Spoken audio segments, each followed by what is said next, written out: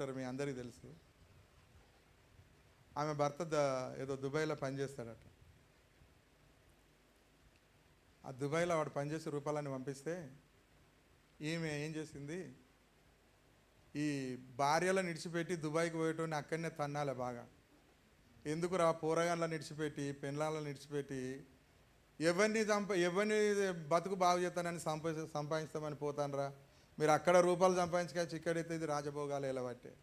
ఇదేం చేసిందో తెలుసా, ధనం ఇచ్చినతో మదం ఇచ్చిన అన్నట్టు కండ్లు నెత్తి మీదకి వచ్చి ఇదేం చేసింది, ఒక లవర్ను చూసుకున్నది. చూసుకొని ఆ లవర్తో కమిట్ అయిపోయింది. దానికో బిడ్డ ఉన్నది. అయితే ఈ విషయము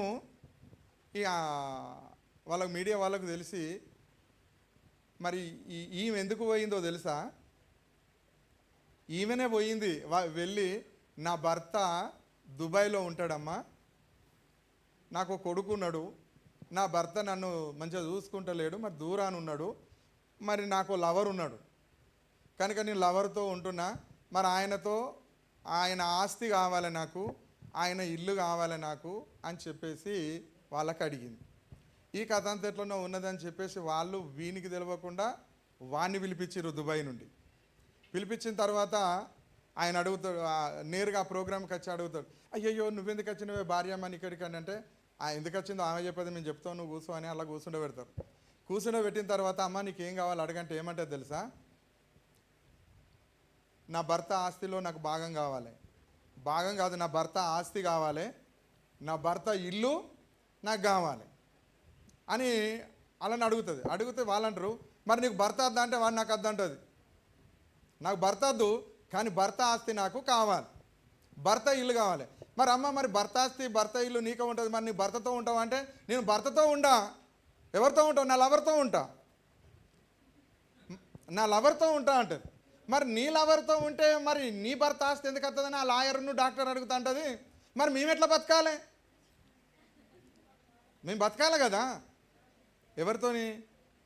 లవర్తోని బతకాలి కదా. ఏం అన్యాయం అండి ఇది. చూసారు ఎంతమంది చూసారు ఈ ప్రోగ్రాం? ఇవి చూడరు మీరు, ఇవి చూడాలి, ఇలాంటివే చూడాలండి మనం బుద్ధి జ్ఞానం రావడానికి. భర్తతో ఉండదట కానీ భర్త ఆస్తి కావాలట, భర్త ఇల్లు కావాలట. మరి ఇవి తీసుకొని ఉంటావా అంటే లేదు నా లవర్తో ఉంటా. ఆయనతో ఎందుకు ఉంటావంటే మేము ఎట్లా బతకాలంటే, అంటే వీళ్ళు బతకడానికి కూడా భర్త ఆస్తే కావాలి. ఎప్పుడైనా ఎవరైనా పురుషులుంటే నిజంగా చెప్తున్నా, నువ్వు ఎవరి బావు కోసం బయటికి వెళ్తానో నాకు తెలియదు కానీ ఉంటే పెళ్ళం పిల్లలతోనే ఉండు కష్టపడుకుంటా, లేకపోతే హల్లెలూయా. ఎందుకంటే ఎవరిని ఉద్ధరించుతానని పోతాను. పురుషుడు పొద్దుగాల పక్కలకి వెళ్ళి లేచిపోయి రాత్రి అత్తాడు. కష్టాలు ఉంటాయి, బాధలు ఉంటాయి, దుఃఖం ఉంటాయి, ఏం కష్టపడతాడో, ఎండలా మారుతాడు, ఏదో కష్టపడి 10 రూపాయలు ఇంటికి తెస్తే ఈమె ఉంచుకున్నోనికి ఇస్తాను. అత్త సొమ్ము అల్లుడు దానం చేసినట్టు ఇవి జరుగుతున్నాయి. ఇప్పుడు ఈమె ఏం చేసింది? బత్షెబా, హల్లెలూయా. బత్షెబాకు భర్త ఉన్నాడు కదా, అందరికనే ఉన్నారా? హల్లెలూయా. బత్షెబాకు భర్త ఉన్నప్పుడు దావీదు మహారాజు మాట్లాడుతున్నప్పుడు, అయ్యా నాకు ఒక భర్త ఉన్నాడు, నేను ఇట్లాంటి పాపం చేయను, ఇంత పాపానికి నేను ఒడిగట్టనయ్యా, నన్ను వదిలిపెట్టమని చెప్పేసి అడగలనాడు కదా. అడగలే, కమిట్ అయిపోయింది. ఎందుకు వస్తుంది? వెండి వస్తుంది, బంగారం వస్తుంది, మంచి చీరలు వస్తాయి, మంచి నగలు వస్తాయి, దిగవారంలో ఏమిటి నగలు పెడతారు కదా, అన్నీ 7 వారాల నగలు వస్తాయి, ఓ ప్లాట్ రాసిస్తాడు, లేకపోతే ఇంత భూమి రాసిస్తాడు, అన్నీ మంచిగా బతకచ్చు. వాడేమన్నా చేసుకున్నా కానీ వాడు కట్టపెట్టుడే తప్ప వాడెక్కడ దాదిండి నన్ను నల్లమొక్కపోడు గాతో ఉంటానా నేను అని చెప్పేసి ఇటు కమిట్ అయిపోతున్నా. చేసుకున్నవాడేమో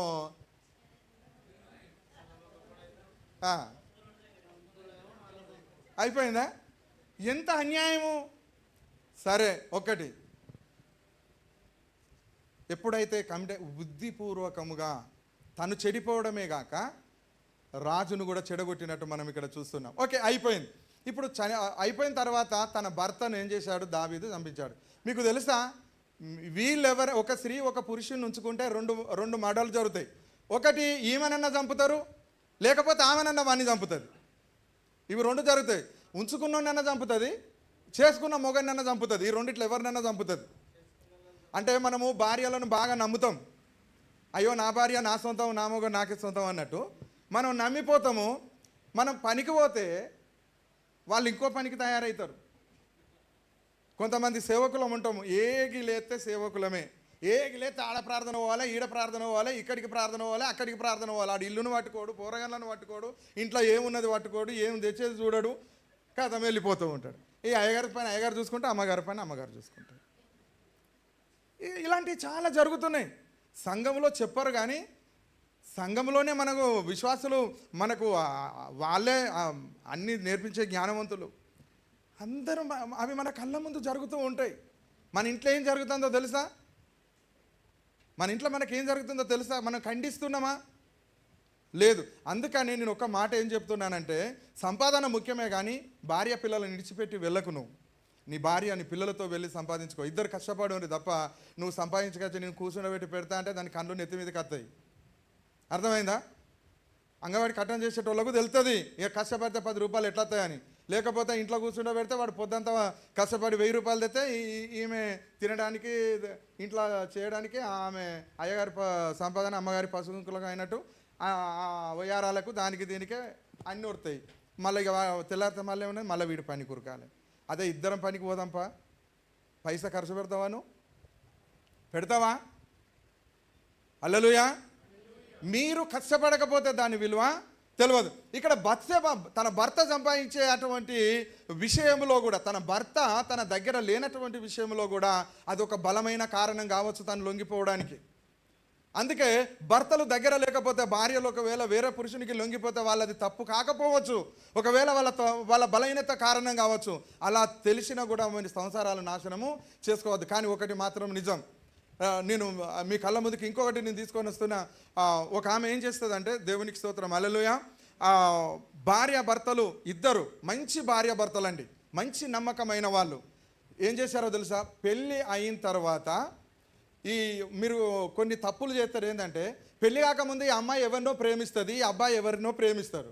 ఆ సంగతి తెలుసుకోకుండా పెళ్లి చేస్తారు. మనం పట్టుబట్టి మనం ఇచ్చినోనికే పెళ్లి చేసుకోవాలి, నేను ఇచ్చినోనికే పోవాలని అంటే ఏదో ఇక నువ్వు చేసుకోకుంటే చస్తావని బెదిరిస్తావో ఏం చేస్తావో మీ బాధలకు పెళ్లి చేసుకుంటారు. కానీ తన మనసులో ఎవడుంటాడు? మనసులో ఒకడు అయిపోయా. ఆ మనసులో ఉన్నని తీసేయలేదు కదా, వాళ్ళు తీసేసుకోరు. పెళ్ళైనాక ఏం చేసింది ఆమె?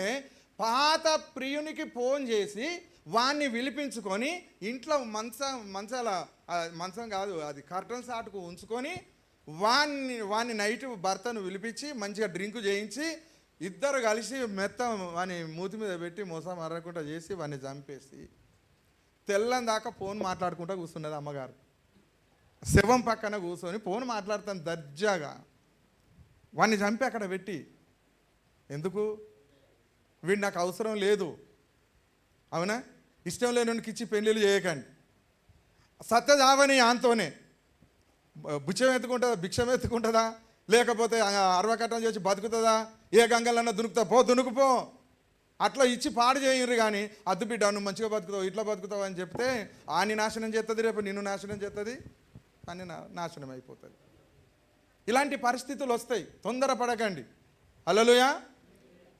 ఎందుకంటే ఒక ఆమె మీరు చూసి ఉంటారు, ఆ బ్రిడ్జి మీద, ఆ బ్రిడ్జి చూస్తానని తీసుకువెళ్ళి చూద్దాం రమ్మని కొత్తగా పెళ్ళైన జంట వెళ్ళి వాళ్ళు బ్రిడ్జి చూస్తున్నారట. భర్త ఇట్లా ముంగట నిలబడి బ్రిడ్జి చూస్తూ ఉంటే వెనకకెళ్ళి ఆ పోరి వచ్చి ఆ 2 గాలు తీసి అందులో ఎత్తేసి చూసిర్రా? ఎంతమంది చూసిర్రు? ఇది చూసిండు. అయ్యగారు ఉన్నాడు, అన్నీ చూస్తాడు. Praise lord. ఇలాంటి ఎందుకంటే మనకు మెసేజ్లకు బాగా ఎక్కడికి వస్తాయి. ఏం చేసింది? 2 గాలు లేవాటి ఆ నదిలో ఎత్తేసింది. నదిలో ఎత్తేస్తే అయ్యో అయ్యో అయ్యో అయ్యో అయ్యో కింద పడ్డాడు కొట్టుకుంటుంది. కొట్టుకొని మొత్తుకొని వాళ్ళకి ఫోన్ చేసింది, అయ్యో మీ కొడుకు నదిలో పడిపోయిండు, ఈ గోదాట్లో పడిపోయిండు అని ఫోన్ చేస్తే అందరు వచ్చారు. వీడికి ఈత వచ్చినట్టున్నది, ఈత వస్తుంది వీనికి.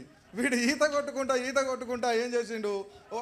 ఆడికి వెళ్ళి ఓ పిల్లర్ పట్టుకొని దరి పట్టుకొని నిలబడ్డాడు. అయ్యో అక్కడ ఉన్నాడు వీళ్ళు వచ్చి రిస్క్ టీం వాళ్ళు వచ్చి ఏం చేసారు? వాడిని మెల్లగా బయటికి తీసి, బిడ్డ ఎట్లా కాలు జారిపడ్డావా, ఏమైంది, నువ్వు చచ్చటో ఇట్లా బతికినావు అని అంటే, నేను వల్లేదు, అది నన్ను 2 గాళ్ళు పట్టిన ఇసిరేసింది అని అప్పుడు అర్థమైంది అక్కడ ఉన్న వాళ్ళందరికీ. ఓవా, నిలువుతో చంపేస్తారండి, నిజం చెప్తున్నా, నిలువుతో చంపేస్తారు. ఇష్టం లేని వాళ్ళని ఇచ్చి చేయకండి. పోనీరి గంగలగలమని వాళ్ళని కన్నాం కానీ అలా రాతని కన్నాం అని ఇడిచిపెట్టేయండి, మీరన్నా మంచిగా బతుకుతారు. లేకపోతే అని గంగలగల ఇలాంటి సిచ్యువేషన్. ఓకేనా, చాలామంది చంపేస్తున్నారు. ఇప్పుడు దావీదు ఏం చేస్తున్నారు తెలుసా? తన భార్యను ఊరియను ఎప్పుడైతే చేరదీసిండో ఆమె ప్రెగ్నెన్సీ అయింది. ప్రెగ్నెన్సీ అయిన వాళ్ళే వెంటనే శుభకార్యం ఎవరికి చెప్పాలి? భర్తకు చెప్పాలి. మిలిటరీలో ఉన్న భర్తకు నేను భాగ్యవంతుడా, నీ ద్వారా నేను గర్భవతినైనా అనే సంతోష వార్త చెప్పాలి. కానీ ఎందుకో తెలుసా, ఆడ 6 నెలల నుండో 7 నెలల నుండో ఇంటికే రాలే. గర్భవతి అయిందని తెలిసినాక దావీదు మహారాజు ఏం చేసిండు? ఆ భర్తను యుద్ధం నుండి పిలిపించి, అరే నువ్వు పోయి ఇంటికి పోయి ఇగో ఈ మందు మంచిగా తాగి మంచిగా నీ భార్యతో నుండిపోరా అని చెప్పి ఒక నాటకం ఆడి పంపిస్తే, వాడు రాజభక్తుడు. యుద్ధం అక్కడ జరుగుతుంటుండగా, దేవుని మందసం అక్కడ ఉంటూ ఉండగా, నేను ఇక్కడ సుఖపడతానా, ఇక్కడ ఇంత ఏమంటాడు, ఇక్కడ ఈ సుఖభోగాలు నేను అనుభవిస్తానా, నేను నా భార్యతో ఉండాలని ఇంటికి పోనాను అంటే ఇటు పోయేటట్టు లేడని చెప్పేసి 2-3 ప్రయత్నాలు చేసి ఇక దావీదుని చంపడమే ఉత్తమని ఇక ఇంటికి పోలే. ఆమె గర్భవతి. మరి ఇవిడి భార్యతో కూడా లేదు కనుక అందరికీ తెలితే ఏమైతే పరువు పోతుంది. వెంటనే వీడిని ఇక్కడ బలమైన చోట పెట్టి వీడిని కొట్టి చంపించమని దావీదు ఊరియను చంపిస్తాడు. ఓకేనా, హల్లెలూయా. ఊరియా చనిపోగానే ఇంటికి తీసుకొని వస్తే ఈ అమ్మగారు చాలా ఏడుస్తుందండి. ఎవరు? బత్షెబ. ఇప్పుడు ఈమె ఏడిసే ఏడుపు ఎట్లుంటుందండి? మీరు నిజం చెప్పుర్రి. ఈ ఏడుపులో ఏమన్నా కనికరం కనిపిస్తుందా? వీళ్ళకు ఎట్లా కండ్లకు నీళ్ళు వస్తాయో తెలియదు కానీ చంపుతారు, ఏడుతారు, కష్టం పెడతారు, వీళ్ళే ఏడుతారు. అట్టుగా ఇట్లా అనగానే కారిపోతూ ఉంటాయి. ఆ ఏడుపు చూడలేక ఇంకోళ్ళు వచ్చి అప్పుడు ఏం చేయాలి, నన్ను చేసిపోయినావు, నన్ను చేతిలో పెట్టిపోయినావే అయ్యా అని ఏడుతుంది. నాకు ఏడుపు వస్తుంది కానీ మీరు ఏడుతారని నేను ఏడుతలేదు. ఈ ఏడుపు ఎట్లా వస్తాయో తెలియదు. ఎందుకంటే ఆ భర్త వలన ఈమె గర్భవతి కాలేదు, వాడు ఈమె అంతగా చేరదీయలేదు. ఆడు చచ్చిపోతే ఏడుపు ఎట్లా వస్తుంది? ఒకనికి జడే ఉండే, మందికి ఏడుతుంది, మందికి చూడ ఏడుతారు, మందికి ఏంటంటే అయ్యో అని. అవ్వా ఏం ఏడుపండి అది? మొగడు చచ్చిపోతే రొమ్ము కొట్టుకొని గుండెలు వగిలేలా అంగలార్పే ఏడుపు తెలుసా మీకు? ఒక యవనస్తురాలు భర్త చచ్చిపోతే ఎట్లా ఎడుతుంది? నువ్వు లేకపోతే నాకు దిక్కెవరయ్యా, నన్ను ఎవరి చేతుల్లో పెట్టిపోయినావు, నా బతికేంటిది, అయ్యో నా కర్మందం బతికైపోయా, నా ఇల్లు నాశనం అయిపోయా, అయ్యా నన్ను అన్యాయం చేసిపోతువా తండ్రి అని ఆ భర్త కాళ్ళ మీద పడి ఏడుస్తుందా? ఏడవదా? ఈమె కాళ్ళ మీద వాడు ఏడ్చలేదు, ఆడ కూర్చొని కండ్ల నీళ్ళు అన్నీ పిండుతుంది. ఎట్లా ఎక్కడి నుంచి వస్తాయి? అగల ఏడుపు ఏడుతుంది, వగలాడి ఏడ్చినట్టు. అగల ఏడుపు వగల ఏడుపు వస్తుంది కదా. చాలామంది అలా ఏడుస్తారు. ఆ ఏడుపులో ఏ మాత్రము కూడా దయ ఉండదు, కనికరం ఉండదు. నేను అనుకుంటా వీడి గాడిది మంచిగానే వచ్చినట్టు ఉన్నదని అనుకోవచ్చు. వీడు ఉండి ఎవరిని ఉద్ధరించినోడు, ఇంటి పట్టునున్నోడా, ఏమన్నా నన్ను చూసినోడా, నన్ను జాదినోడా, పోయే మిలిటరీలో చేరే, నన్ను పెళ్లి చేసుకొని పడేసిపోయాడు, ఉంటేంది పోతేంది సత్యంది, నాకైతే రాజున్నాడు అన్నట్టుగా ధైర్యంతో ఏడుస్తూ ఉన్నది. అది కూడా ఏడిపే. ఇట్లాంటి వగల ఏడుపు ఏడ్చే వాళ్ళు చాలామంది ఉంటారు. నమ్మకండి, మీరు వగల ఏడుపు నమ్మకండి. ఎందుకంటే తప్పు చేసిన వాళ్ళు ఏడితే నాకు బాగా చిరాకు అనిపిస్తుంది. తప్పు చేసిన వాళ్ళు ఒప్పుకొని పశ్చాత్తాపపడే విధానము వేరుగా ఉంటుంది. ఓకే, ఇప్పుడు భర్తను చంపిండు అని బత్షెబాకు ఎట్లాగూ తెలుసు, చెప్పుతాడు కూడా. ఎందుకంటే మరి వాడిని దగ్గరికి రాలే కదా, ఏమైపోయింది? ఓకే, భర్త చచ్చిపోయినా వెంటనే కనీసం 11 వద్దులు వెళ్ళేదాకా నేను నాగాలి నా కదా. మీరు ఎవరు సపోర్ట్ చేస్తలేరు. కనీసం మందికి చూడనని ఆగదా? మరి మంది ఏమనుకుంటారో, ఇరుగు పొరుగు ఏమనుకుంటారో, అయ్యో నన్ను ఎక్కడ ఆడిపోసుకుంటారో, ఆగవయ్యా రాజా రమ్మని ఎగిరంగా వెళ్తాను, కానీ ఈ 11 ఎద్దులైనా ఓ నెల మార్చుకోమన్నా కానీ అని పేరన్నా మార్చుకొని అని పేరు మాయనన్నా మాయని జర నా దుఃఖమైన నివారణ కానీ అయ్యా అను లేదు. కమాన్ అనగానే జెండెత్తేసింది, రాజు దగ్గరికి పోయింది. మరి నన్ను పెళ్లి చేసుకుంటావా అని రాజు అడగానే ఓకే. ఇంకా అంతకంటే ఏ భాగ్యం కావాలి అయ్యా? అంతకంటే ఇంకేం భాగ్యం కావాలి? ఓకే, ఐ విల్ రెడీ, నిన్ను పెళ్లి చేసుకో. అరే నాకు 10 మంది భార్యలు ఉన్నా, 11వ దానిగా ఉంటా. ఎన్నో దానిగా? ఎంతమంది భార్యలు ఉంటుంది? రాజువు నువ్వు అయినప్పుడు రాణిని నేను గానా? నాయన ఈ కొట్టే వాళ్ళు ఎక్కడికి పోయినారు? నేను పాటలు బాగా ఆపుకుంటాను, ఎక్కడెక్కడనో వచ్చేటివి ఉంటాయి. రైట్, హల్లెలూయా, దేవునికి స్తోత్రం కలుగును గాక. ఆమేన్. పాపము యొక్క పర్యావసరం ఎలున్నదో మనం చూస్తూ ఉన్నాం. హల్లెలూయా. బుద్ధిపూర్వకముగా పాపం చేశాడు దావీదు మహారాజు. హల్లెలూయా. అనుకోకుండా కాదు, బుద్ధిపూర్వకముగా పాపము చేశాడు. మీరెవరైనా లేదా ఈ వీడియోలో చూస్తున్న వాళ్ళు ప్రపంచంలో ఎవరైనా మీకు ఇల్లీగల్ కాంటాక్ట్ ఉంటే ఇప్పుడే బంద్ చేసుకోండి. ఒకవేళ అక్రమ సంబంధాలు ఉంటే ఇప్పుడే బంద్ చేసుకోండి. భార్య కానీ భర్తే కానీ పరస్త్రీయే కానీ పరపురుషుల వ్యామోహాలకు వెళ్లకుండా మిమ్ములను మీరు తగ్గించుకొని మీ కుటుంబాన్ని, మీ భర్తలను, మీ భార్యలను ప్రేమించి ఇప్పటికైనా మీరు మారు మనసు పొంది ఆ దేవాది దేవుని దగ్గర పశ్చాత్తాపడమని దేవుడు మనల్ని హెచ్చరిస్తూ ఉన్నాడు. హల్లెలూయా. మీ పాపము ఎవరికి తెలియకపోవచ్చు, కానీ దేవునికి మాత్రము తెలుసు. దేవుడు నిన్ను చూస్తూ ఉన్నాడు. నువ్వెక్కడ ఉంటున్నావో, నువ్వెక్కడికి వెళ్తున్నావో నువ్వే అన్నావు, ప్రభా నేను ఎక్కడికి వెళ్ళినా అక్కడికి రా ప్రభా, నాకు తోడుగా ఉండు ప్రభా అని నువ్వే ప్రార్థన చేసినావు. ఆయన నీకు తోడుగానే ఉంటాడు, ఆయన నీలో ఉంటాడు, ఆయన నీతో ఉంటాడు.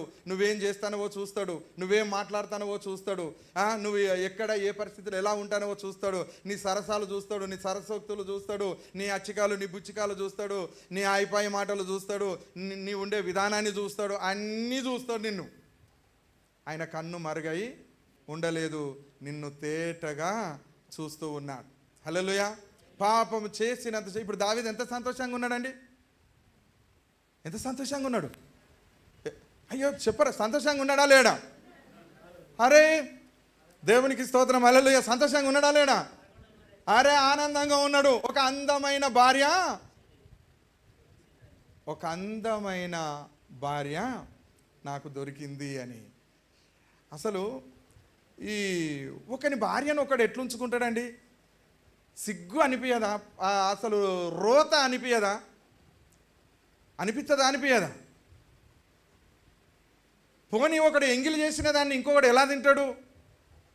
ఒకడు వాడుకున్న వ్యక్తిని ఇంకొకడు ఎలా వాడుకుంటాడు? ఎట్లా చీ అని అనిపించదా? మానవత్వం ఉంటే.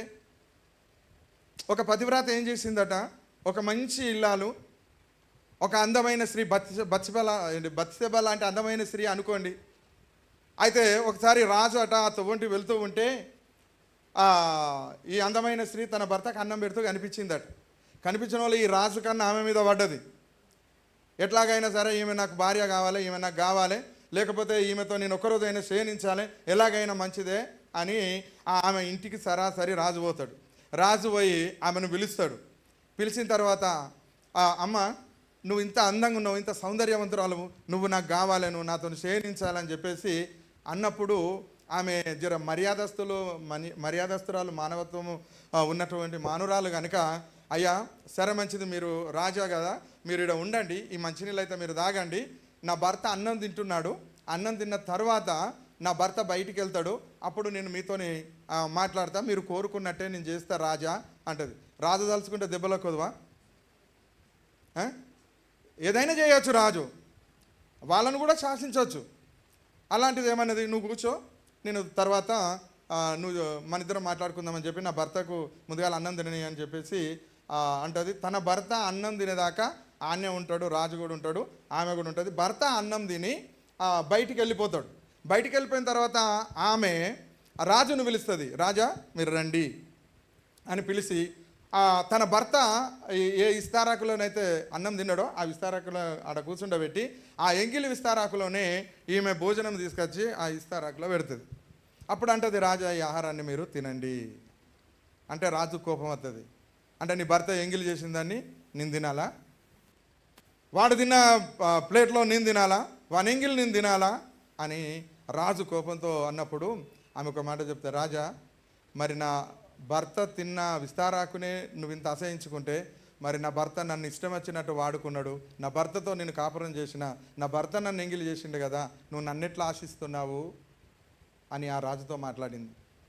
వెంటనే రాజుకు జ్ఞానోదయం అయిపోయి, నేను చాలా పొరపాటు చేసినమ్మా, తప్పైంది నాది, నేను ఈ జ్ఞానం నాకు లేకపోయానని చెప్పేసి ఆమెను బలపరిచి రాజు అక్కడి నుంచి వెళ్ళిపోతాడు. చూడండి, తెలివిగల స్త్రీ ఎలా చేసిందండి అంటే, తన భర్తను ప్రేమించే స్త్రీ ఏం చేసింది? తన భర్తను కాపాడుకున్నది, తనను కూడా కాపాడుకున్న. అలా మనం ఎప్పుడైతే ఉండగలుగుతామో మనం అప్పుడు పరస్త్రీలకు సొంతము కాము, పరపురుషులకు సొంతము కాము. దేవునికి స్తోత్రం, హల్లెలూయా. అందుకనే పాపం చేయడం ప్రతి ఒక్కరికి ఆనందమే, ప్రతి ఒక్కరికి సంతోషమే. ఇది పాపము అని తెలిసినా వాళ్ళు సంతోషంగా దాన్ని చేస్తూ ఉంటారు. ఇది చెయ్యకూడదని తెలిసినా వాళ్ళు చేస్తారు. ఇది దేవునికి విరుద్ధమని తెలిసినా అది చేస్తారు. దేవుడు ఒకవేళ దీనిని దహిస్తాడు అని చెప్పినా కూడా ఎలాగైనా సరే ఆ పాపం చేయడానికి ఆ మనుషులు ఇష్టపడుతూనే ఉంటారు. హల్లెలూయా, హల్లెలూయా. ఓకే, మనం ఏ అంశం మీద ఉంటామో పాపము, దాని యొక్క ప్రభావాన్ని మనం చూస్తూ ఉన్నాం. అంటే ఇంతమంది పాపము చేసి కూడా విచ్చలవిడి వ్యభిచారం చేస్తూ ఉన్నారు. దేవునికి స్తోత్రం. ఈరోజు పాపం ఎలాగైపోయిందని చెప్పండి. ఒకరోజు వ్యభిచారం చేస్తే మన దేశంలో అరెస్టు చేసేవాళ్ళు, అవునా? ఎవరు సపరేతలేరు, అరెస్టు చేసి పోలీస్ స్టేషన్లో వేసేవాళ్ళు. మీరు ఇవి తెలుసుకోవాలి, దేవునికి స్తోత్రం. కానీ ఈరోజు ఏం చేశారో తెలుసా? ఈరోజు మన దేశం చట్టం ఏం చేసిందో తెలుసా? మీరు విచ్చలవిడి వ్యభిచారం చేసుకోవచ్చు, మిమ్మల్ని అరెస్టు చేసేది లేదు అని చెప్పేసి ప్రభుత్వం ఒక తీర్మానం చేసి సుప్రీంకోర్టే తీర్పునిచ్చేసింది. రైట్, విచ్చలవిడి వ్యభిచారం. ఎందుకో తెలుసా? సాతాను కావాల్సింది ఇదే, సాతాను కావాల్సింది ఇదే, అవునా కాదా? అందరినీ పాపంలో పడవేయాలి. అందరు ఇప్పుడు విచ్చలవిడి పాపం చేస్తూ ఉన్నారు. ఇంకొక చట్టం ఏం చేసిందో తెలుసా? ఇది మీకు అర్థం కావాలి. ఒకవేళ భార్యతో భర్తకు సుఖం లేకపోతే భర్త వేరే స్త్రీతో వెళ్ళొచ్చు, భార్య కేసు పెడితే నడవదు, కేసు పెడితే నడవదు. ఎందుకో తెలుసా? అది చట్టం అయిపోయింది. ఒకవేళ భార్య వేరే పురుషునితో పోతే భర్త కేసు పెడితే నడవదు, తన ఇష్టం, ఎవరితోనైనా ఉండొచ్చు, ఎట్లనైనా ఉండొచ్చు, తన మీద కేసు పెడితే నడవదు. సుప్రీంకోర్టు తీర్పిచ్చింది. ఇప్పుడు ఎక్కడ పాపం ఆగుతుంది చెప్పండి? ఇప్పుడు పాపం ఎక్కడ ఆగుతుంది? ఇప్పుడు ఇంటింట పాపమే ఉన్నది, ప్రతి ఇంటిలో పాపమే ఉన్నది, ప్రతి మనిషిలో పాపమే ఉన్నది, ప్రతి వ్యక్తిలో పాపమే ఉన్నది. నాలో పాపము లేదు అనేవాళ్ళు ఎవడు కూడా భూమి మీద లేరు. నయాన్నో భయాన్నో అందరూ పాపం చేస్తూనే ఉన్నారు, అందరూ పాపం చేస్తూ ఉన్నారు. ఈ పాపం చేసి ప్రార్థన ఎట్లా చేస్తారో ఇప్పుడు నాకు అర్థం కాదు. ఇక ప్రార్థన చేసేటోళ్ళు పాపం చేయరు కదా, కానీ పాపం చేస్తున్నారు, ప్రార్థన చేస్తున్నారు. మీ ప్రార్థన దేవుడు వింటాడా?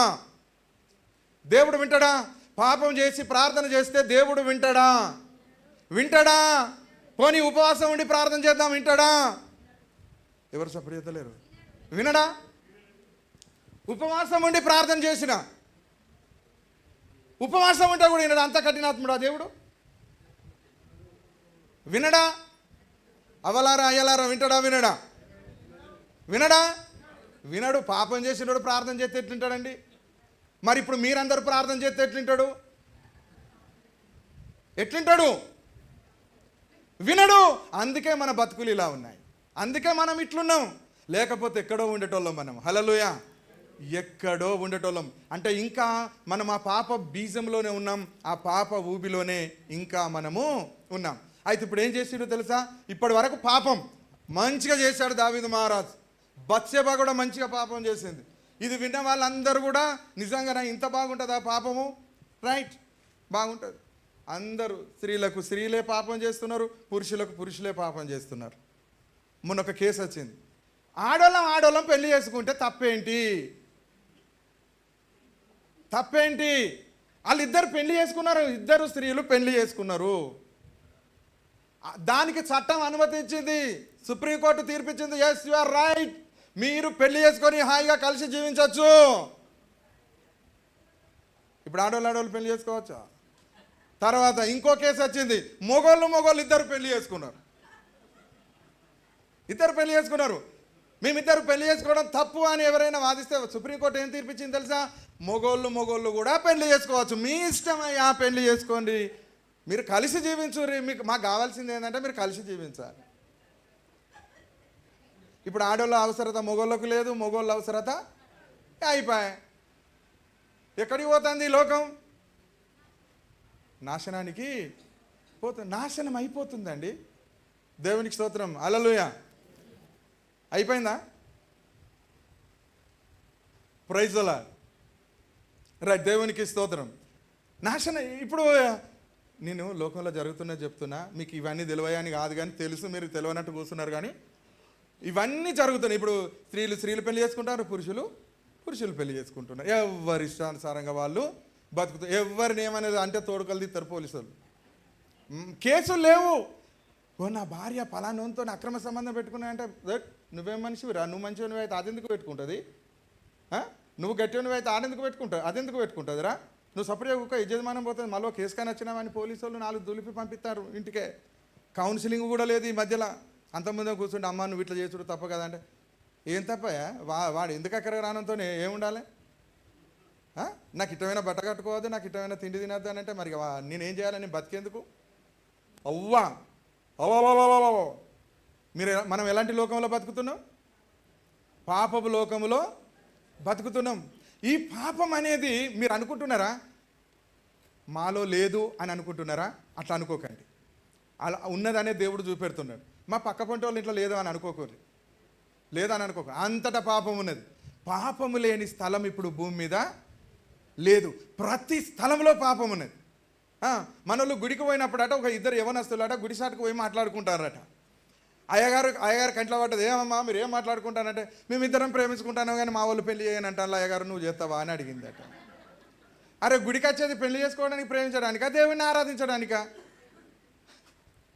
అవునా? మీకు తెలియదా? మీ సంఘాలలో తెలియదా? మీకు తెలుసు. ఇప్పుడు ఇట్లా ఏమైంది తెలుసా? అంటే మన మీదకు పడుతుంది, అదేడ పోతుంది, ఇది పోతుంది, రా సపోర్ట్ దగ్గర మన జగాలో మనం పోదాం అని మనం వెళ్ళిపోతాను. చూసి చూడనట్టు వెళ్ళిపోతాను, కళ్ళు మూసుకొని వెళ్ళిపోతాను. సో ఇప్పుడు ఇంత పాపం చేసే వాళ్ళు అందరూ ఎంజాయ్ చేస్తున్నారండి, ఆనందిస్తున్నారు, సంతోషిస్తున్నారు. దేవునికి భయపడిన వారు ఆనందిస్తున్నారు, సంతోషిస్తున్నారు. వారి ఆనందానికి అవధులు లేవు. అందుకే విచ్చలవిడి పాపము భూమి మీద జరుగుతుంది. హల్లెలూయా. విచ్చలవిడి పాపం కదా. నేను పాపం అని మొదటి నుండి ఎందుకంటానో తెలుసా? రాకి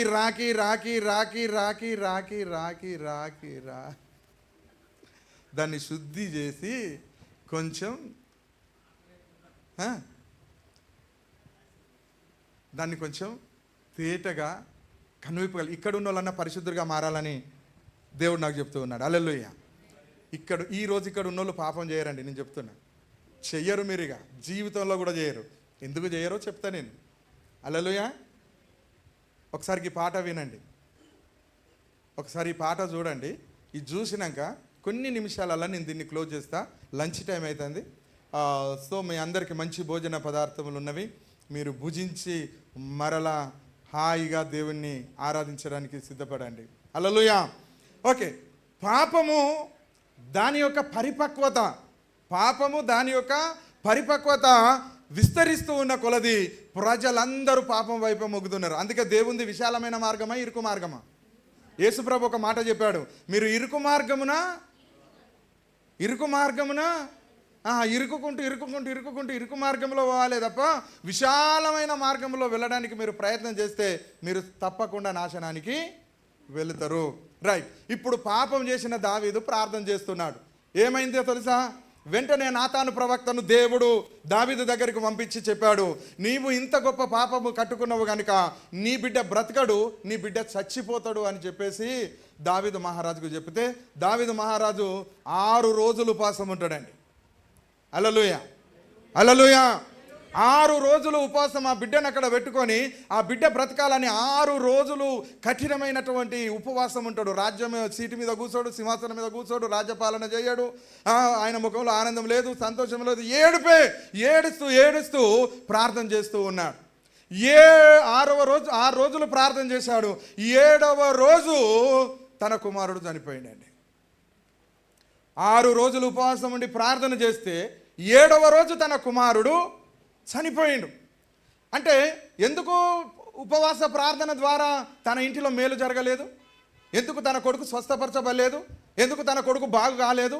ఎందుకు తన కొడుకు బ్రతకలేదు అని అంటే ఆయన చేసిన పాపానికి ప్రాయశ్చిత్తమే పాపం వలన వచ్చు జీతం మరణం. హల్లెలూయా.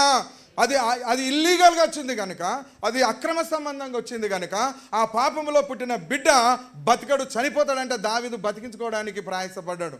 దేవుని బిడ్డలారా, మీరు పాపము చేసి ఎన్ని ఉపవాసాలు చేసినా, మీరు ఎంత ప్రార్థన చేసినా, మీరు ఎన్ని లెంటి డేస్ చేసినా, మాటికి ఉపవాసాలు చేసి మీరు ఎంత ప్రార్థన చేసినా, పాప బీజమును మీరు తీసివేయనంత వరకు మీ ప్రార్థనకు జవాబు రాదు. మీరు ఉపవాసాల నుండి ప్రార్థన చేసినంత మాత్రాన జవాబు రాదు. మీ హృదయం నలిగిపోతుంది, మీకు ఆయాసం అవుతుంది తప్ప మీకు మేలు జరగదు. అందుకే పాపం చేసేవాడు ఎప్పుడు కూడా ప్రార్థన చేసినా వేస్టే, ఆ ప్రార్థనకు జవాబు రాదు. దావీదంతటి మహారాజు ప్రార్థన చేస్తేనే దేవుడు వినలేదు. ఒకటి ఏం ఆజ్ఞ ఇచ్చిపోయిందో తెలుసా? హల్లెలూయా. అయ్యా, ఇప్పుడు నువ్వు ఈ పాపం చేసినని, నువ్వు పరపురుషుని భార్యను స్వీకరించినని నువ్వు సంబరపడ్డావు, అంతటితో ఉన్నావు కదా, ఇప్పటి నుండి నీ ఇంటిలో ఆట మొదలవుతుందని చెప్పిండు. ఆమేన్. హల్లెలూయా. 2 సాముయేలు 12వ అధ్యాయంలో ఆయన మాట్లాడిన మాట చూడండి. నాతాను ప్రవక్త ఏం చెప్తాడు అక్కడ? దేవునికి స్తోత్రం, నీవు చావకుండునట్లు. అసలు యాక్చువల్గా పాపానికి జీతము మరణం. పాపం చేసిన దావీదు చావాలి, కానీ పాపానికి క్షమాపణ దొరికిందండి. హల్లెలూయా. పాపానికి క్షమాపణ ఉన్నదా లేదా? పాపానికి క్షమాపణ దొరికింది, కానీ పాప ఫలితం మాత్రము అనుభవించాల్సి వచ్చింది. అందుకే మీరు అందరూ పాపం చేసి నన్ను క్షమించు ప్రభు అంటే నిన్ను క్షమిస్తాడు దేవుడు. మీరెంత పాపమైనా చేయుండ్రి. ఇప్పుడు ఇంతవరదాకా చెప్పిన పాపాలు ఉన్నాయి కదా, ఎన్ని పాపాలైనా చేయుండ్రి, ఎంత పాపమైనా చేయుండ్రి, ఎందుకంటే క్షమించడానికి మన దేవుడు యేసయ్య ఉన్నాడు. హల్లెలూయా. అంటే మమ్మల్ని పాపం చేయమని చెప్తానవా ఇప్పుడు అని మీరు అంటున్నారా? చెయ్యండ్రి, చేస్తే కదా తెలిసేది మనకు. హల్లెలూయా. తాకితే కానీ మొగ్గడు, తడితే కానీ కప్పడు. ఏ పాపం చేయనోడు ఎన్ని ముచ్చట్లయినా చెప్తాడు. అదే పాపం చేసిన చెప్పమను, వానిలో ఉన్నటువంటి ప్రాయశ్చిత్తం ఎట్లుంటుందో. ఓకే, ఇప్పుడు ఏమని చెప్పండి తెలుసా? చదవండి. ఒకసారి చదవండి. 12వ అధ్యాయం 14వ వచనం.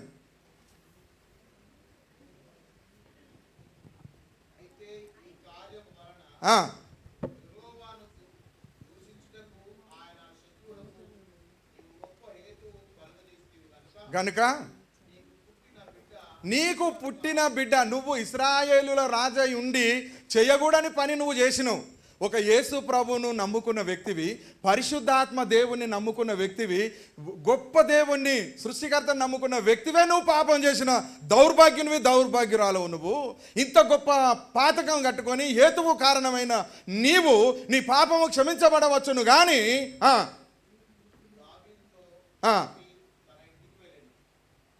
ఏమని చెప్పలేండు? నీ బిడ్డ నిశ్చయముగా చచ్చునని దావీదు, నీ బిడ్డ నిశ్చయముగా చచ్చును, ఇక నుండి నీ ఇంటిలో చదువుతలేరు యుద్ధాలే.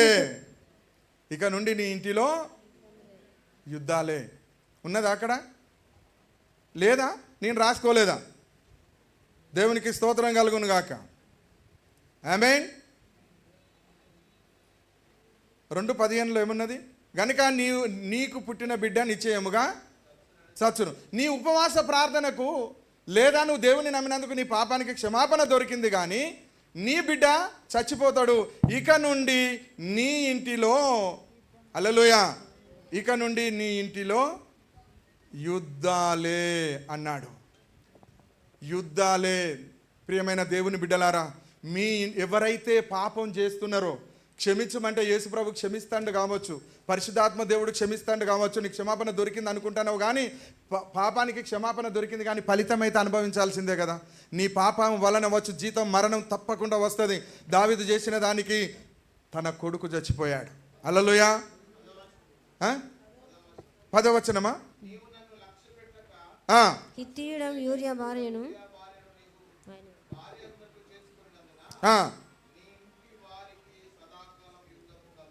ఒక్కటి. దేవునికి స్తోత్రం. హల్లెలూయా. నీ ఇంటి వారికి, పాపము చేసిన వాళ్లకు చెప్తున్నాడు దేవుడు. మనం చివరికి ఘట్టంలోకి వస్తున్నాం. పాపము చేసిన వాళ్ళకి ఏం చెప్తున్నాడో తెలుసా? నీ ఇంటిలో ఇక నుండి యుద్ధమే. నీ పాపాలు క్షమించబడతాయి కావచ్చు, నువ్వు మరణం కాకుండా నిన్ను బ్రతికిస్తాడు కావచ్చు, కానీ నీ ఇంటిలో యుద్ధాలు, ఇక నుండి యుద్ధాలు స్టార్ట్ అవుతాయి నీ ఇంటిలో అని చెప్తూ ఉన్నాడు. మొట్టమొదటి యుద్ధం అక్కడ స్టార్ట్ అయింది, నీ కొడుకు చచ్చిపోయాడు. హల్లెలూయా. రెండవది ఏంటిదో తెలుసా? రహస్యంగా ఎక్కడో ఉన్నటువంటి బత్షెబను తీసుకొచ్చి 4 గోడల మధ్య నువ్వు పాపం చేసినావు, కానీ ఇశ్రాయేలు ప్రజలందరూ చూస్తుండగా నీ భార్యలతో, అందరూ చూస్తుండగా నీ భార్యలతో వ్యభిచారం చేపిస్తానని చెప్పాడు దేవుడు. దేవునికి స్తోత్రం. మామూలుగా కాదు. ఆకాశము భూమి గతించిపోయినను నా మాటలు గతించిపోవన్నాడు. పొల్లైనను సున్నైనను నా మాటలో నుండి పోవు అని చెప్పాడు. దేవునికి స్తోత్రం కలుగును గాక. హల్లెలూయా. పాపానికి ఫలితం చూద్దాం. ఇంతవరకు పాపం చూసినాం, విచ్చలవిడి పాపం, రైట్. ఆ విచ్చలవిడి పాపం వల్ల వచ్చే అటువంటి మొట్టమొదటిది ఏంటిది? ఆయన కుమారుణ్ణి పోగొట్టుకున్నాడు. దావీదు మొట్టమొదట కుమారుణ్ణి పోగొట్టుకున్నాడు, ఒకటి. రెండోది, ఏ పాపం అయితే దావీదు చేసిండో, దావీదు ఇంటిలో ఆ పాపం మొలకెత్తింది. తన గర్భమున పుట్టినటువంటి తన కుమారుడైనటువంటి అమ్నోను, తన కడుపున పుట్టిన బిడ్డ అయినటువంటి తామారును, ఇద్దరు ఆ తామారును మోయించి అన్న చెల్లెళ్ళు ఇద్దరు కలిసి పాపం చేసే హేతువు తన ఇంటిలో వచ్చేసింది. తన సొంత బిడ్డ, తన సొంత కొడుకు, తన సొంత కొడుకే తన సొంత బిడ్డను, దావీదు సొంత బిడ్డను బలవంతం చేసి, ఆమె మానం తీసి, ఆమెతో శయనించి, ఆమెను అవమానపరిచి, నీచంగా ఇంటిలో నుండి బయటికి ఎల్లగొట్టినటువంటి సందర్భం. ఎక్కడి నుంచి వచ్చింది ఈ విత్తనం? తల్లి ఎట్టిదో సామెత తెలియదా మీకు? సామెతలలో ఉంటుంది, బిడ్డయు అట్టిదే. తల్లి ఎట్టిదో బిడ్డ అట్టిదే. తల్లి పాపం చేస్తే బిడ్డ కూడా పాపం చేస్తుంది. తల్లికి బొల్లి ఉంటే పిల్లకు చుక్కనన్నా ఉంటుంది. అయ్యా అంతేనా? తల్లి తీరు బొల్లి పిల్ల. తల్లి ఎట్టిదో బిడ్డ అట్టిదే. నువ్వేం విత్తనం విత్తుతున్నావు? నువ్వు విత్తిన ఆ పాపము నీ ఇంటిలో నీ పిల్లలు, నువ్వు చూస్తూ ఉండగానే నీ కళ్ళ ముందే నీ పిల్లలు విచ్చలవిడి వ్యభిచారము చేస్తారు. ఏమండి, ఇద్దరు సొంత అన్నదమ్ములండి, సొంత అన్న చెల్లెళ్ళండి. చెల్లెలు బ్రతిమలాడుతుంది, అన్న నన్ను ఇడిచిపెట్టు, రాజుతో మాట్లాడు, అవసరమైతే నన్ను నీకు ఇచ్చి పెళ్ళి అన్న చేస్తాడు, కానీ ఇంత ఘోర పాతకం కట్టుకోకంటే వినలేదు. ఎందుకో తెలుసా? దావీదు పాపం అనే విత్తనాన్ని విత్తాడు. మీరు పాపం చేసిన వాళ్ళు మర్చిపోతారు కావచ్చు, సుపీరియర్ మర్చిపోడు. హల్లెలూయా. ఆయన సుప్రీం మనకు, ఆయన ఎప్పుడు కూడా మర్చిపోరు. మీరు అనుకుంటారు మీరు ఎప్పుడో పాపం చేసిర్రు, మీకు మర్చిపోయారు, రోజులు గడిచిపోయినాయి. హల్లెలూయా. రోజులు గడిచిపోయినాయి. చూడండి, దేవునికి భయపడకపోతే ఈ ఒక్క మాట చూసి మనం త్వరగా ముగించేసుకుందాం. రైట్.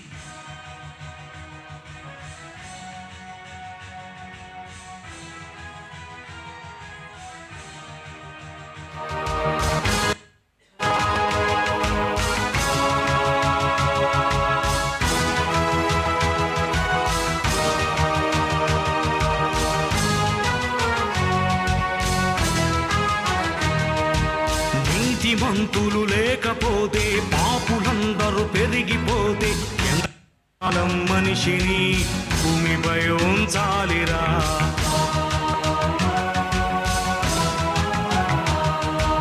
మనిషి కోసం పరితపించే దేవుడిని ప్రక్కనే పెడితా. మనిషిని ఈ భూమిపై ఎందుకు ఉంచాలిరా?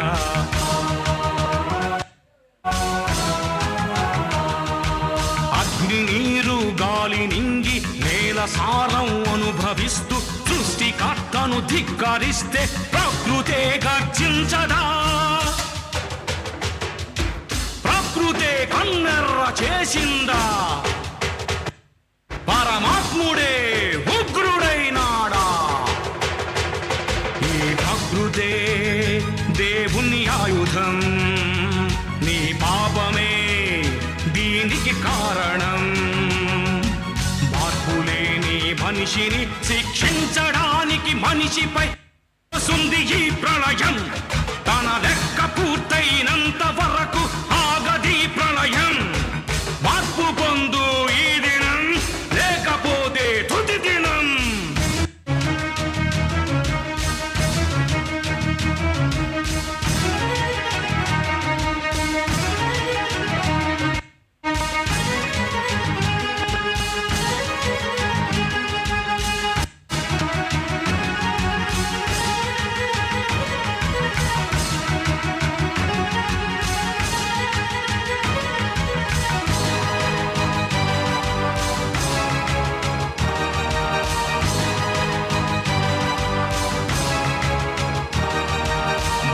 మనిషిని చంపుతుంటే, ఉగ్రవాదం పెరుగుతుంటే, నరుడు మృగముగా మారితే ఎందుకు ఉంచాలిరా?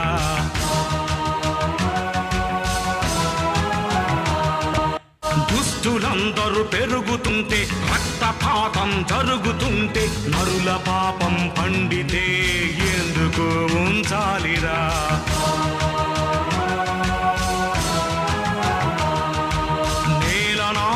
నింగినాదని దేవుడంటే లెక్కలేదని సృష్టికర్తను ధిక్కరిస్తే గర్జించదా? పెనుగాలి నాపే దమ్ము లేదు మనుషులెవ్వరికి. జల ప్రళయమాపే దమ్ము లేదధికారులెవ్వరికి. ఈ ప్రకృతే దేవుని ఆయుధం. నీ పాపమే దీనికి కారణం. మార్పులేని మనిషిని శిక్షించడానికి మనిషిపై వస్తుంది ఈ ప్రళయం. తన లెక్క పూర్తయినంత వరకు ఆగది ప్రళయం. మార్పు పొందు ఈ దినం, లేకపోతే తుది దినం.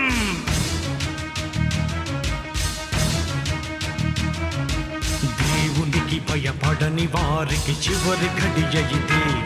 దైవాన్ని నమ్మిన క్రైస్తవులకు మేలు పొలుపేది.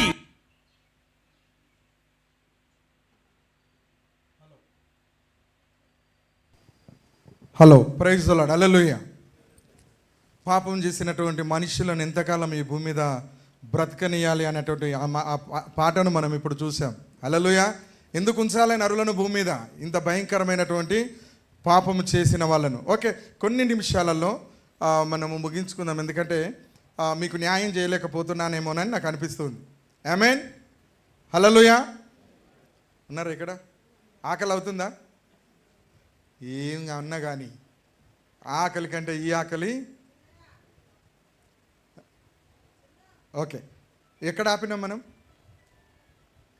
సొంత దావీదు కడుపున పుట్టిన వాళ్ళు సొంత కొడుకే తన సొంత చెల్లెను భయంకరంగా నాశనం చేసి ఇబ్బంది పెట్టినటువంటి సందర్భాలు, వ్యభిచారం చేసినటువంటి సందర్భాలు మనం చూసాం. అంటే ఎక్కడ విత్తిండు దావీదు? ఇప్పుడు మీ ఇంటిలో పాపం జరగడానికి కారణం మీరు ఎక్కడనో ఆ విత్తనాన్ని విత్తారు. మీ పిల్లలు పాపం చేయడానికి కారణం ఎక్కడనో మీరు ఆ పాపం చేశారు. అది ఎప్పుడో, ఏ టైంలో, ఏ గడియలో జరిగిపోయిందో తెలియదు, కానీ దాని ప్రభావాన్ని మాత్రం మీ పిల్లలలో మీరు చూడబోతూ ఉన్నారు. దాని యొక్క ఫలితం చూడండి. దావీదు ఎంత భయంకరంగా ఆ శిక్షలు అనుభవిస్తున్నాడు అని అంటే, తన గర్భమున పుట్టినటువంటి కొడుకే తన బిడ్డను చెరిచినటువంటి సందర్భమే కాకుండా తనకిష్టమైనటువంటి కుమారుడు అభిషేలోము ఉంటాడండి. అభిషేలోము ఏం చేస్తారో తెలుసా? దావీదు 10 మంది భార్యలను అంటే తన ఒక ఉపపత్నులను దావీదును చంపడానికి ప్రయత్నం చేస్తే దావీదు అడవులు పట్టుకొని పారిపోతే దావీదు యొక్క భార్యలను దావీదు కొడుకే బహిరంగంగా ఇశ్రాయేలు ప్రజలందరూ చూస్తుండగా వారితో వ్యభిచరించినట్టు మనం చూస్తూ ఉన్నాం. దావీదు కోసుకున్న పంట మామూలు కాదండి. దావీదు పాపం క్షమించబడవచ్చు కానీ క్రియలు మాత్రం భయంకరంగా జరుగుతున్నాయి. తన భర్త ఏమండి, ఇప్పుడు సొంత కొడుకే తన భార్యను కూడితే ఏమనిపిస్తుంది? మనకు ఏమనిపిస్తుంది అంటే వాళ్ళిద్దరూ వాళ్ళందరూ ఉపపత్నులు. నేను మొన్న ఒక మీడియాలో చూసిన ఒక ఆమె, ఈ తప్పు మీరు ఎప్పుడు చేయకండి ఎక్కడన్నా, ఒక ఆమె పిల్లను ఎత్తుకొని సెకండ్ మ్యారేజ్ ఒకరిని చేసుకున్నది. భర్త చచ్చిపోతే ఒకటి చేసుకుంటే ఆ పిల్ల పెరిగి పెద్ద యవనస్తురాలు అయినాక ఏమంటుంది అని అంటే, ఆ డాడీ, ఇప్పుడు ఈయన ఏమవుతాడు? డాడీ అవుతాడా కాడా? డాడీ. ఆమె ఏమంటుంది అంటే, డాడీ నువ్వు నాకు కావాలి అని అంటుంది.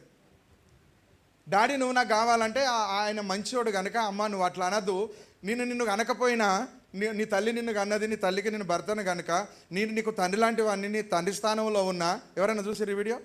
నీ తండ్రి స్థానంలో గుడ్ తండ్రి స్థానంలో ఉన్నా కనుక నువ్వు అట్లా అనద్దంటే, నువ్వు నన్ను అనలేదు కదా, నీకు పుట్టలేదు కదా, నువ్వు నాకు కావాలి.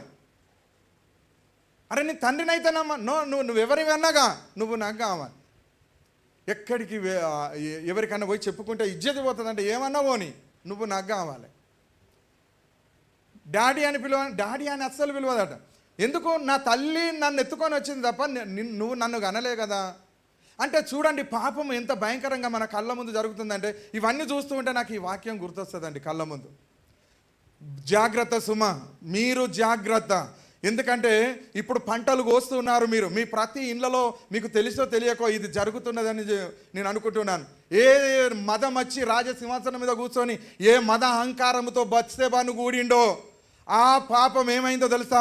దావీదు సింహాసనాన్ని ఊలదోసింది. తన కడుపున పుట్టిన కొడుకే దావీదుకు శత్రువై దావీదును తరిమితే అడవుల పాలు అయిపోయి అరణ్యంలోకి వెళ్ళి బతుకుతూ ఉన్నాడు. ఎలా దొంగతనంగా భయంగా బతుకుతున్నాడు. ఎందుకంటే చంపుదామంటే ఇటు కన్న కొడుకే తండ్రిని చంపాలని తండ్రి సింహాసనాన్ని ఆదేశించుకొని తండ్రి సింహాసనం మీద కూర్చున్నాడు.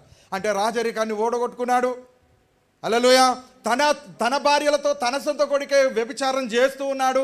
సాటు కాదు, లక్షల మంది ఇశ్రాయేల్ ప్రజలు చూస్తూ ఉండగా ఒక పెద్ద టెంట్ వేసి ఆ టెంటులో ఆ ఉపపత్నులతో దావీదు భార్యలతో పోతున్నాడు. ఎందుకో తెలుసా? దావీదు కోపం రావాలి, వాడు మళ్ళీ నా దగ్గర రావాలి, నేను చంపేయాలని చూస్తున్నాడు తన కడుపున పుట్టిన కొడుకే. యుద్ధము నీ ఇంటిలో మొదలవుతుందని ఆనాడే నాతాను ప్రవక్త చెప్పాడు. చేసి మర్చిపోయావా బిడ్డ? నువ్వు అయిపోయింది కదా, గడ్డకు పడ్డానని అనుకుంటున్నావా? దాని ఫలితం నిన్ను వెంటాడుతూనే ఉంటుంది. ఇప్పటి వరకు నీకు శాంతి లేకపోవడానికి కారణం ఏంటో తెలుసా? నువ్వు కూడా పారిపోతూనే ఉన్నావు. ఎక్కడ? ఇల్లిడిచి కాదు, మనసులో దూరంగా వారిపోతున్నావు, మనసులకు దూరంగా వారిపోతున్నావు, ఆలోచనలకు దూరంగా వారిపోతున్నావు. ఎవ్వరి మీద మనసు లేదు, ఎవ్వరి మీద ఆలోచన లేదు, ఎవరి మీద సంతోషం లేదు, ఎవరి మీద గౌరవం లేదు. అంతా నీ బ్రతుకంతా భయంకరంగా ఆయాసకరంగా మారిపోయింది. మానవత్వం అనేది నీలో నుండి వెళ్ళిపోయి కఠినంగా మారిపోయావు ఇప్పుడు నువ్వు. కారణమే తెలుస్తా? నీ ఇంటి వాళ్ళే నీకు శత్రువులు అవుతున్నారు. ఇప్పుడు నీ అన్నదమ్ములే నీకు శత్రువులు అవుతున్నారు. నీ కడుపున పుట్టిన వాళ్ళే శత్రువులు అవుతున్నారు. నువ్వు ప్రేమించిన వాళ్ళే నీకు శత్రువులు అవుతున్నారు. కారణం ఆ బీజాన్ని నువ్వు ఏ మద అహంకారముతో నీవు పరపురుషుని భార్యను చేపట్టినవో ఆ అహంకారములో ఇప్పుడు ఆ సింహాసనాన్ని దేవుడు కూలదోశాడు. అడవుల పాలైపోతున్నాడండి. రెండవది, తన భార్యలను తన కొడుకే అనేకులు చూస్తుండగా అసలు బత్షెబను కూడింది ఎక్కడ? ఎవరికన్నా తెలుసా అండి? ఎప్పుడు కూడిండో ఎక్కడ కూడిండో సాటుకు జరిగిపోయింది. కానీ నాతాను ప్రవక్త చెప్తూ ఉన్నాడు, ఇక నుండి నీ ఇంటిలో యుద్ధమే యుద్ధము అన్నాడు. రైట్, అయిపోయింది. అందరి ఎదుట దావీదు తన భార్యలను అప్పచెప్పేశాడు. చేసేదేం లేదు. ఇక దేవునికి స్తోత్రం, హల్లెలూయా. తల మీద కొంగేసుకొని ఏడుస్తూ అంగలారుస్తున్నాడు.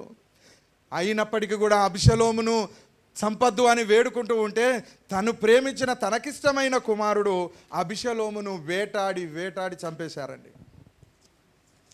అబిషలోమును చంపేశారు. అబిషలోము దావీదునే చంపాలనుకున్నాడు. దావీదుకు రాజ్య సింహాసనాన్ని విడిచిపెట్టి పారిపోయాడు. చివరికి దేవునికి స్తోత్రం, చివరికి తన ప్రాణము కూడా విసుగు పుట్టే అంతవరకు, ఇక నేను కూడా చచ్చిపోతే బాగుండు అనే అంతవరదాకా దావీదు అంగలారుస్తూనే ఉన్నాడు. కారణం ఏంటో తెలుసా అండి? సమాధానం లేదు. సమాధానాన్ని పోగొట్టుకున్నాడు. అభిషలోమును కళ్ళ ముందే తన కన్న కొడుకును, తన దగ్గర ఉన్న పని వాళ్ళే తనను చంపేశారు. తన చేతి కింద ఉన్న సైనికులే వద్దు నా కొడుకును చంపద్దన్నా వెంటాడి చంపేశారు. కారణం ఏంటో తెలుసా? దావీదు విత్తిన పాపపు బీజము, పాపపు విత్తనం. మీరు అనుకుంటారు దావీదు దేవుని హృదయానుసారుడే, కానీ దేవుడు ఓర్చుకోలేని పాపం చేస్తే ఆయన నేను విడిచిపెట్టలేదు. దేవుడు నిన్ను నన్ను విడిచిపెడతాడా? దేవుని బిడ్డలారా, పాపము చాలా భయంకరమైనది. నిన్ను, నీ జీవితాన్ని నాశనం చేస్తుంది. కనుక ఇప్పుడు ఒక అవకాశం దేవుడు మనకిస్తున్నాడు, చివరి అవకాశం. పాపము దాని పర్యవసనం చూసినాం, పాపం వలన వచ్చిన ఫలితం చూసినాం. కన్న కొడుకును చంపుకున్నాడు, భార్యలను పోగొట్టుకున్నాడు, రాజసింహాసనాన్ని ఓడగొట్టుకున్నాడు, తన కడుపున పుట్టిన తన పిల్లలే వ్యభిచారం కళ్ళ ముందే చేస్తుంటే ఏం చేయలేకపోయి నిస్సహాయ స్థితిలో ఉన్నాడు. చివరికి అడవుల పాలైపోయిండు, ఎక్కడికో పారిపోయిండు. తిరిగి మరలా కన్న కొడుకును కాపాడుకోవాలని ప్రయత్నం చేస్తే తన కళ్ళ ముందే తనకి ఇష్టమైన కుమారుణ్ణి కొట్టి చంపేశారు బాణాలతోటి. అయినా దావీదు జీవితంలో అంతా శూన్యమైపోయిందండి. ఆయన ఎంత పాపం చేసిండండి. ఒక చిన్నదే కదా, చిన్న పాపమే కదా. ఒక పరపురుషుని భార్యను ఆశించినందుకే ఇట్లా జరిగితే విచ్చలవిడి వ్యభిచారం చేస్తున్న నిన్ను, నన్ను, ఇంకెవరైనా సరే దేవుడు వదిలిపెట్టడు. ఇప్పటికి మీ జీవితాలలో ఇదే పతనం, ఇదే పంట కోస్తూనే ఉన్నాం, అంగలారుస్తూనే ఉన్నావు, ప్రార్థనలు చేస్తూనే ఉన్నావు, దేవాది దేవుని నుండి జవాబు రాక రొమ్ము కొట్టుకొని ఏడుస్తూనే ఉన్నావు. చివరికి కొంతమంది చేసేది లేక దేవుని విడిచిపెట్టి బయటికి వెళ్ళిపోయిన వాళ్ళు ఉన్నారు. ఇక వెళ్ళిపోలేక ఏం చేయలేక ఆడనే పడి ఏడుస్తున్నటువంటి మనలాంటి వాళ్ళు ఉన్నారు. ఇప్పటికైనా మించిపోయింది లేదు, ఒక్క అవకాశం. హల్లెలూయా. నీ పాపమైతే ప్రతిఫలము నీ క్రియలు తీసుకొచ్చింది. నువ్వైతే క్షమించబడ్డావు, నువ్వైతే బతికినావు. కానీ పాపాల యొక్క ఫలితాన్ని అనుభవిస్తున్నావు కదా, దాని నుండి కూడా బయటికి రావడానికి ఒక ఆప్షన్ ఉంది. హల్లెలూయా. ఆ ఆప్షనే యేసుక్రీస్తు. హల్లెలూయా. ఆ ఆప్షనే యేసుక్రీస్తు. ఆయన ఒక్కడు మాత్రమే దాన్ని రెండిటిని తీసివేయగల సమర్థుడు. హల్లెలూయా. నీకు కలిగే నష్టాన్ని ఆపగలిగిన దేవుడు యేసుక్రీస్తు ఒక్కడు మాత్రమే. నీకు వచ్చే ఆపదలను, ఉపద్రవాలను తప్పించే దేవుడు యేసుక్రీస్తు ఒక్కడు మాత్రమే. ఆయన కనికరపడే దేవుడు, ఆయన దయ చూపే దేవుడు, ఆయన కరుణామయుడు. బిడ్డ, ఈరోజు నీ పాపాలన్నీ ఆయన క్షమిస్తాడు. నా పాపాలు నిజంగా క్షమించబడాలని నువ్వు అనుకుంటే నీ చెయ్యి పైకెత్తు. అందరు కన్నులు మూసుకొని అందరు లేచి నిలబడదాం. హల్లెలూయా. లేచి నిలబడి హృదయపూర్వకంగా నువ్వు రహస్యంగా 4 గోడల మధ్య చేసిన ఆ పాపాలు 4 గోడల మధ్యనే మాయమైపోవాలంటే ఇప్పుడు సంపూర్ణంగా పరిశుద్ధాత్మ దేవుడైన క్రీస్తును నీవు హృదయంలోనికి అంగీకరించి నన్ను ఏలమని చెప్పి ఆయనకు నిన్ను నువ్వుగా అప్పగించుకొని ఒక్కసారి నన్ను క్షమించు ప్రభువా, నా జీవితంలో వెనక తట్టు చూడను, నా జీవితంలో వెనక వైపు చూసి మరలా పాపము చేయను, పరశ్రీ కామ వ్యామోహాలలో నేను పడిపోను, పరపురుష కామ వ్యామోహాలలో నేను పడిపోను. జీవము గల దేవా, నీ వాక్యము తట్టు తిరిగి నేను పాపము చేయకుండానట్లు నీ వాక్యము నా హృదయంలో ఉంచుకొని నేను ఇక నుండి పాపము చేయను ప్రభువా అని తీర్మానం నువ్వు చేసుకుంటే నీ చేయి పైకెత్తు బిడ్డ, నీ చేయి పైకెత్తు. ఎవరు నిన్ను బాగు చేయలేరు. ఇప్పుడు నిన్ను నువ్వు బాగు చేసుకునే సమయం ఒక్కటే. నిన్ను నువ్వే బాగు చేసుకోవచ్చు. ఇప్పుడు నిన్ను నువ్వే స్వస్థపరచుకోవచ్చు. యేసు ప్రభు ఇప్పుడు నీలోకి గనక వస్తే, పరిశుద్ధాత్మ దేవుడు ఇప్పుడు నీలోకి గనక వస్తే, ఇప్పుడు నీ పాపాలన్నీ కడిగి నిన్ను పరిశుద్ధునిగా చేసేది ఆయన ఒక్కడే. నీ రహస్య పాపాలు రహస్యంగా కొట్టివేయబడతాయి. ఎవరికి తెలియని పాపాలు తెలియకుండానే కొట్టివేయబడతాయి. కేవలం యేసయ్యకు చెప్పు, నేను పాపిని ప్రభువా అని చెప్పు. నేను పాపిని ప్రభువా, నన్ను క్షమించమని చెప్పు. ఒక్క మాట నీ నోట, నన్ను ఇక క్షమించి, ఇక ఎన్నడూ కూడా నేను పాపం చేయను, వ్యభిచారం చేయను, నేను పాపతప్తమైన జీవితంలోకి వెళ్ళను. చెప్పగలవా? ఈ రోజు ఇది చెప్పడానికే దేవుడు నిన్ను ఇక్కడికి తీసుకొని వచ్చాడు. ఈ రోజు నిన్ను ఇలా మార్చడానికే నిన్ను తీసుకొని వచ్చాడు. నిన్ను ఒప్పింపజేయడానికి, నిన్ను మెప్పింపజేయడానికి, నిన్ను పరిశుద్ధపరచడానికి, నిన్ను పవిత్రపరచడానికి, నిన్ను తీర్చిదిద్దడానికి, ఆయన ఎదుట చక్కగా నిలబెట్టడానికే నిన్ను తీసుకొని వచ్చాడు దేవుని బిడ్డ. నిన్ను తీసుకొని వచ్చాడు. ఇప్పుడు ఆయనకు నువ్వు కావాలి. నిన్నటి విడిచిపెట్టు, గతాన్ని విడిచిపెట్టు. రేపేం జరగబోతుందో నీకు అవసరం లేదు. నువ్వు దేవుని చేతులకి రా. ఆయన నిన్ను టేకప్ చేసి, ఆయన నిన్ను చేరదీసి, ఆయన నిన్ను బలపరిచి నీ జీవితాన్ని అందంగా తీర్చిదిద్దుతాడు. అందమైన ఆ పాప జీవితానికి స్వస్తి చెప్పు. ఆ జీవితంలో నుండి నువ్వు బయటికి రా. నీ పాప దోషము నిన్ను పట్టి పీడించకముందే యేసయ్య నీలోనికి వచ్చి నీ హృదయ రహస్యాలను ఎరిగిన దేవుడు నిన్ను స్వస్థపరుస్తాడు. నిన్ను పాపం నుండి ఈ క్షణంలో దేవుడు నిన్ను విడిపిస్తాడు. ఒక మాట చెప్పగలవా? ప్రభువా, నేను పాపినయ్యా. ఈరోజు నా కనువిప్పు మీరు కలుగజేశారు. నా తప్పులేంటో, నా పొరపాట్లేంటో, నా బలహీనతలేంటో నాకు చూపెట్టారు. ప్రభువా, ఈ రోజు నుండి నేను మారుతానయ్యా. కష్టమైన ఓర్చుకుంటా, నష్టమైన ఓర్చుకుంటా, సుఖభోగాల నిమిత్తము అల్పకాలము పాప భోగములు అనుభవించుట కంటే అయ్యా నీ ప్రజలతో శ్రమ అనుభవించుట మేలని ప్రభువా. అయ్యా, నన్ను నేను త్యజించుకొని సమస్తమును పోగొట్టుకొని నిన్ను సంపాదించుకున్నాను. ఆయన నీతోనే జీవిస్తా అని నువ్వు చెప్పగలిగితే నీ కుడి చేయి పైకెత్తే ఉంచు. నీ దేవుడు నిన్ను చూస్తూ ఉన్నాడు. నీ దేవుడు నిన్ను ఒక అద్భుతమైన వ్యక్తిగా మారుస్తున్నాడు. ఈరోజు నీకు విడుదల, స్వస్థతనే కాదు, నీ జీవితమే మారిపోతుంది. నీ జీవితం మారిపోతుంది. హల్లెలూయా, హల్లెలూయా. గిరితి ఆరాధరా శలరాకు రాధబా శలరాబా.